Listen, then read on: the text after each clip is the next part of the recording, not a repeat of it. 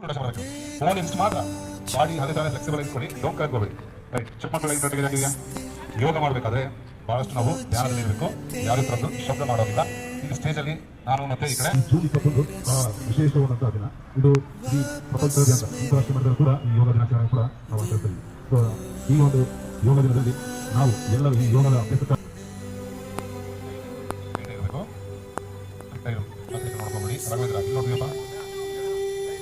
ನಮ್ಮ ಹೃದಯ ಮಧ್ಯ ಭಾಗದಲ್ಲಿ ಎರಡೂ ಕೈ ಜೋಡಿಸಿ ಫಸ್ಟ್ ನಮಸ್ಕಾರದ ಒಂದು ಆಸನದಿಂದ ಈ ಒಂದು ಯೋಗಾಭ್ಯಾಸವನ್ನು ಆರಂಭಿಸೋಣ. ಫ್ಲೆಕ್ಸಿಬಲ್ ಆಗಿ ಸ್ಟ್ರೈಟ್ ಆಗಿ ನೋಡಿ ಗೊತ್ತಾಯ್ತಾ? ನಿರ್ಮಲವಾದ ಮನಸ್ಸಿನಿಂದ ನಾವು ಒಂದು ಆಸನ ಮಾಡಬೇಕು.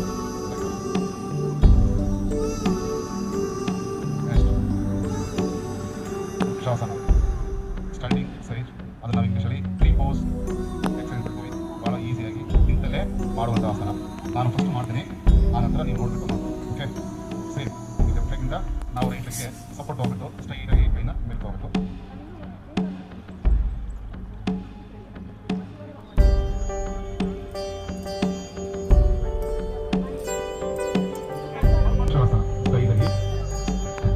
ನಿಧಾನವಾಗಿ ನಮ್ಮ ಎಡಗಲಿಗೆ ಹೊರಗಲ್ಲ ಹೋಗ್ಬಿಟ್ಟು ಜಾಯಿನ್ ಜೋಡಣೆ ಮಾಡಿ ಸೂರ್ಯನ ಕೂಡ ನಾವು ಆಕಾಶಕ್ಕೆ ನಾವು ವೆರಿ ಈಸಿ.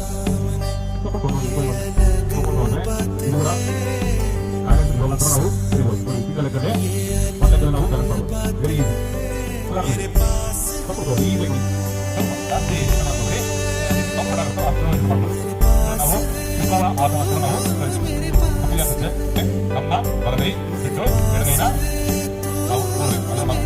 ಆಸನ ಫಸ್ಟ್ ಅದು ಮಾಡಿ ನೀವು ನಾನು ತಗೊಂಡು ಮಾಡಿ ಕೊಡಿ. ಓಕೆನಾ?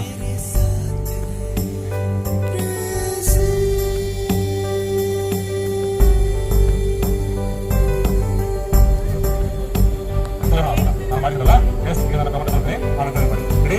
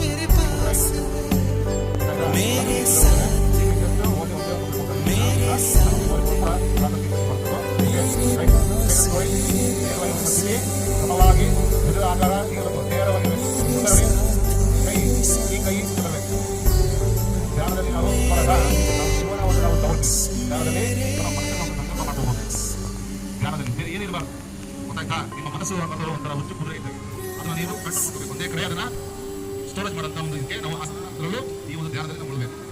ಮನಸ್ಸು ಆ ಕಡೆ ಕಡೆಯಲ್ಲಿ ಕದರಬಾರ್ದು, ಒಂದೇ ಕಡೆ ಧ್ಯಾನದಲ್ಲೇ ಮುಳಬೇಕು. ನಿಮ್ಮ ಇಷ್ಟ ಅಥವಾ ನಿಮ್ಮ ಒಂದು ಸಂಕಲ್ಪ ಏನಾದರೂ ನಿಮ್ಮ ಮನಸ್ಸಲ್ಲಿ ಬೇಡ್ಕೋಬಹುದು. ಒಂದೇ ಕಡೆ ಮಾಡಿ ಬೇರೆ ಆಲೋಚನೆ ನೀವು ಅವಕಾಶ ಮಾಡ್ಕೊಳ್ತೀವಿ.